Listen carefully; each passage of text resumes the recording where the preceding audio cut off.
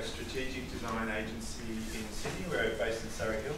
I'm just going to go through today a bit about what we do and how we do it, and then go through a few case studies of work that we've done over the last few years, and the kind of design that we like to work with, and the kind of design that we like to do is really focused on complicated, messy, kind of gnarly problems, and those are questions that really don't have a really clear answer, but also don't really have necessarily a clear scope. So we need to invest a fair bit of time and effort into understanding the nature of the question and the objectives, as well as developing the outcome. We believe that design has a huge amount to offer our clients, not just in producing graphic artifacts, but in actually approaching, thinking about and solving problems. One of the main things that our clients really want to get is a return on their investment. So it depends on who the client is. You know, if we're working with a corporate client like Telstra, who we do, obviously their return on investment is typically financial, but a lot of the clients that we work with are NGOs or councils, government organisations, or corporates with a different kind of mission, and the return on investment for them is and can look quite different. What's really important for us is improving the lives of people both now and in the future. So that's a really good way of sort of summing up our vision of sustainability. A lot of people, when they think about sustainability, think about environmental sustainability, and that's a really important key part of what sustainability is. But sustainability is about more than a sort of ecological survival. It's about quality of life as well. As our name suggests, most of what we do is digital, and so a substantial amount, probably more than 90% of what we do has at least an online component, or is wholly online. What's been really common in the past, and is still common in the world, is designing websites that basically reflect an organisational perspective on what the website reflects and what it does and how it functions and the information it presents and the way it presents that. What we do is actually take a user's perspective and think, well, if I'm a user of this site, and I might be there's many different types of users of most of the sites that we build, but what's useful for me, and designing it from their perspectives. So typically we would spend probably 4 or 5 weeks investigating those questions, just on understanding the needs and objectives of the project itself. And so what's really important to us is to be very careful in deciding what projects that we take on. And so rather than taking a mercenary approach and taking on anything that will pay us a fee, we have a filtration process for clients, which is basically similar to that of ethical investment.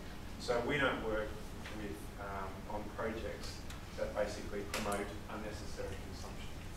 So I'll just talk through now 3 of the projects that we've done in the past. This was done 3.5 years ago. David Hicks was in Guantanamo Bay. He'd been there for 5 years without trial, and Amnesty International or Amnesty Australia were trying to run a campaign they weren't taking sides on whether he was guilty or innocent, but what they wanted to see was that he was tried for whatever it was that he did in court rather than being held in captivity. And so what Amnesty did was they built this cell, and this is the inside of it here, but it was a replica of the cell that David Hicks spent 23 hours a day in, and they were touring that around the country, and basically they were inviting people to come along, spend a few minutes just by themselves in this room and reflect on what that meant for David Hicks all the time.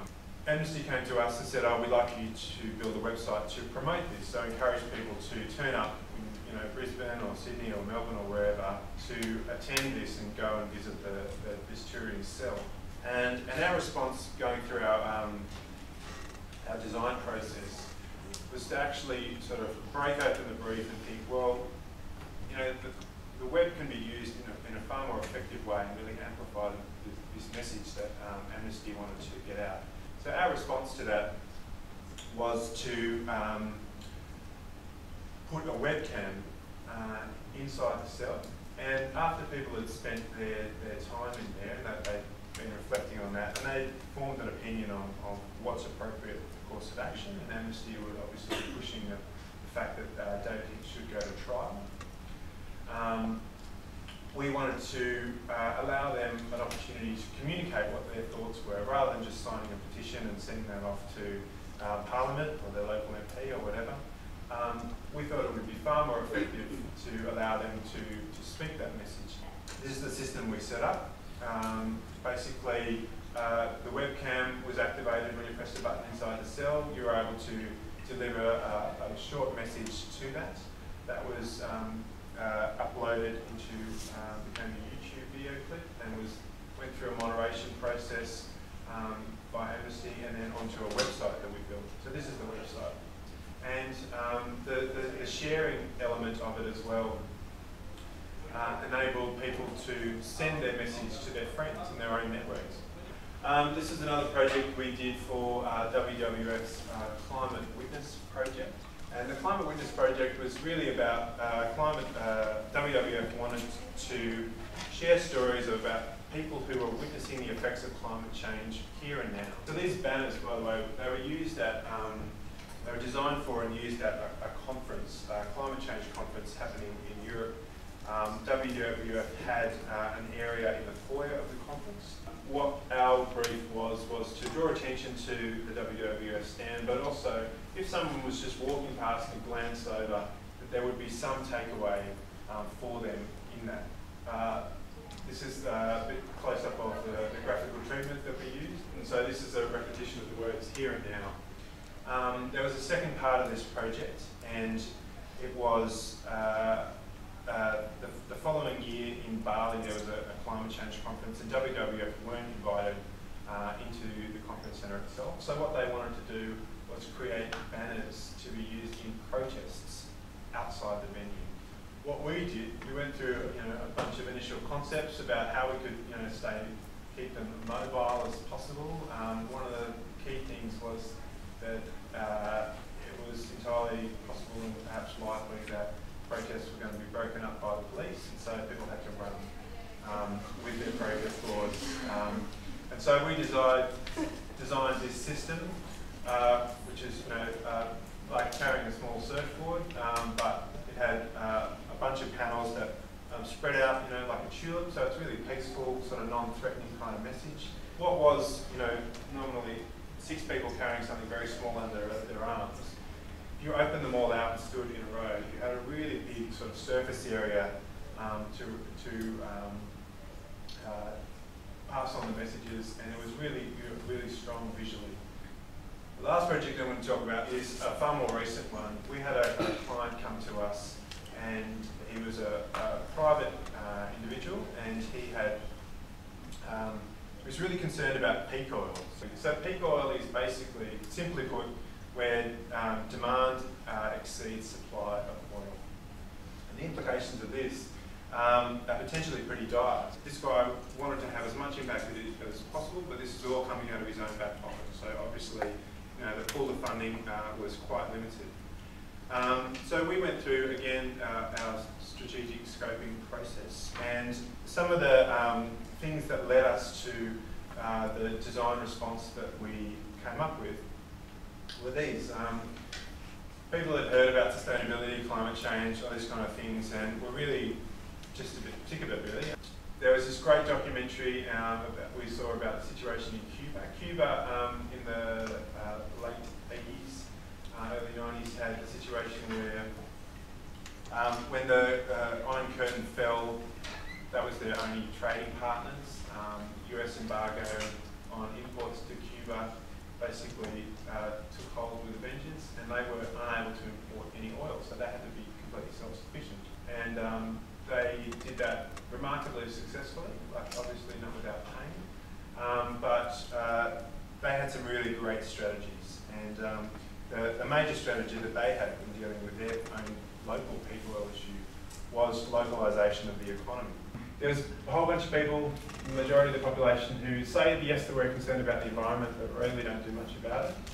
Very few people are actually actively concerned about the environment. Very few people don't care about the community, you know, the concept of community or their local community. Most people do care about their local community. And most of the things that you do to improve your local neighbourhood actually have a positive impact on the environment. So all that led to Live Local, which was our response to the brief that we were given about peak oil. So it actually had nothing whatsoever to do with peak oil. We decided that to try and convince people of the problem of peak oil and get them to respond to it would be ultimately a waste of money. But the beauty of this project is that you could just go to the solution without having to argue about the cause, because people felt very positively about local communities. And so Live Local campaign is really about experimentation. So we wanted people to experiment in local living or experimenting in community life. Experimentation is a really important element of it. And it's because we didn't want people to feel like they had to get it right. We wanted people to conduct their own experiments, whatever that might be. Publish that, so document that, photograph it, video it, write it up, and then share that with other people. This was essentially a social media platform. It was a platform about sharing stories about living locally, and this is the website. And this is a project that we got so excited about that we actually invested as much of our own money into this as our clients. And this has now been spun off as a foundation. That's all I've got to talk to today. I hope that's really useful and ideally inspiring to you guys to think about questions about how you might approach your career and the kind of places you want to work and the kind of work